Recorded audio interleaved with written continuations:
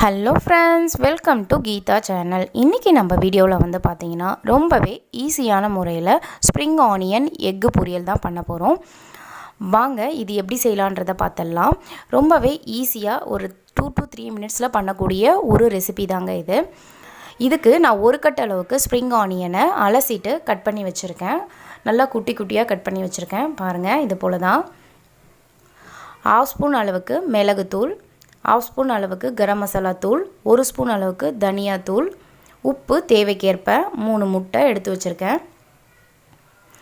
நம்ம சேனலை நியூவாக பார்க்குறவங்களா இருந்தால் மறக்காமல் வந்து சப்ஸ்கிரைப் பண்ணி வச்சுக்கோங்க. கூடவே இருக்க பெல் பட்டனையும் கிளிக் பண்ணி வச்சுக்கோங்க. அப்போ தான் நான் போகிற வீடியோஸ் எல்லாம் உங்களுக்கு உடனுக்குடன் நோட்டிஃபிகேஷன் வழியாக வந்து கிடைக்கும். இந்த ஸ்ப்ரிங் ஆனியனில் வந்து பார்த்திங்கன்னா ரொம்பவே வந்து அதிகப்படியான நார்ச்சத்து அதிகமாக இருக்குது. வாங்க இது எப்படி செய்யலான்றதை பார்த்துடலாம். இதுக்கு நான் ஒரு பேன் வச்சுருக்கேன். அதில் 1 டேபிள் ஸ்பூன் அளவுக்கு ஆயில் வந்து ஆட் பண்ணியிருக்கேன். ஆயில் ஹீட் ஆனதும் கட் பண்ணி வச்சுருக்க வெங்காயத்தால் இது கூட சேர்த்துடலாம்.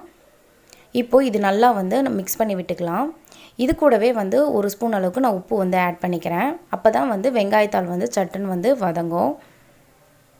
இப்போ இது எல்லாத்தையும் நல்லா வந்து மிக்ஸ் பண்ணிவிட்டு ஒரு மூடி போட்டு வேக வச்சிங்கன்னா சீக்கிரமாகவே வந்து குக் ஆகிடும்.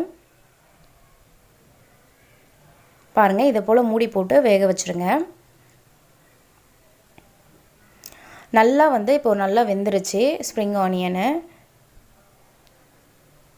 பாருங்கள், நல்லா வந்து குக் ஆகிடுச்சு.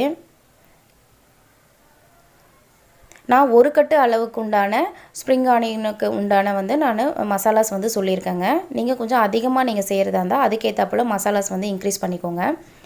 இப்போது மிளகுத்தூள், கரம் மசாலா தூள், தனியாத்தூள் எடுத்து வச்சுருக்கோம் இல்லைங்களா, அது எல்லாத்தையும் வந்து இதில் சேர்த்துக்கலாம். சேர்த்துட்டு இது எல்லாத்தையும் நல்லா வந்து மிக்ஸ் பண்ணி விட்டுக்கலாம்.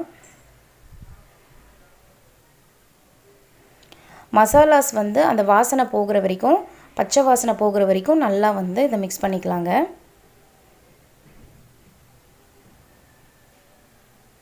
இப்போது இது நல்லா வந்து இப்போ மிக்ஸ் ஆகிடுச்சு.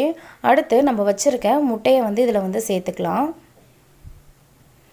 இதை சாப்பிட்டிங்கன்னா அதாவது எக்கு பொடி மாஸ் போல் இருக்குங்க. ரொம்பவே டேஸ்டியாக இருக்கும்.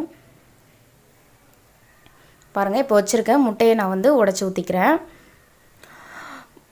எக்கு வந்து உடச்சி ஊற்றின உடனேவே வந்து பார்த்திங்கன்னா இதோட நல்லா வந்து மிக்ஸ் பண்ணி விட்டுருங்க. அப்போ தான் வந்து அதோடைய மசாலாஸ் எல்லாம் எக்கோடு நல்லா வந்து ஒட்டி வரும்.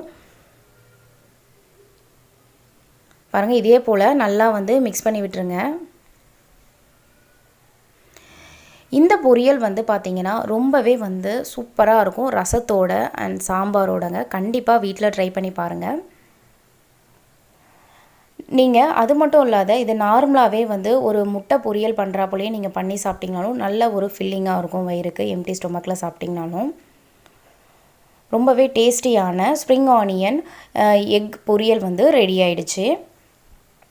இந்த வீடியோ உங்களுக்கு ரொம்பவே பிடிச்சிருக்கும் அண்ட் யூஸ்ஃபுல்லாக இருக்கும்னு நினைக்கிறேங்க. பிடிச்சிருந்தா கீதா சேனலை லைக் பண்ணுங்கள், கமெண்ட் பண்ணுங்கள், ஷேர் பண்ணுங்கள் அண்ட் மறக்காமல் சப்ஸ்கிரைப் பண்ணி வச்சுக்கோங்க. கூடவே இருக்க பெல் பட்டனையும் கிளிக் பண்ணி வச்சுக்கோங்க. அப்போ தான் நான் போடுற வீடியோஸ் எல்லாம் உங்களுக்கு உடனுக்குடன் நோட்டிஃபிகேஷன் வழியாக வந்து கிடைக்கும். தேங்க்ஸ் ஃபார் வாட்சிங்.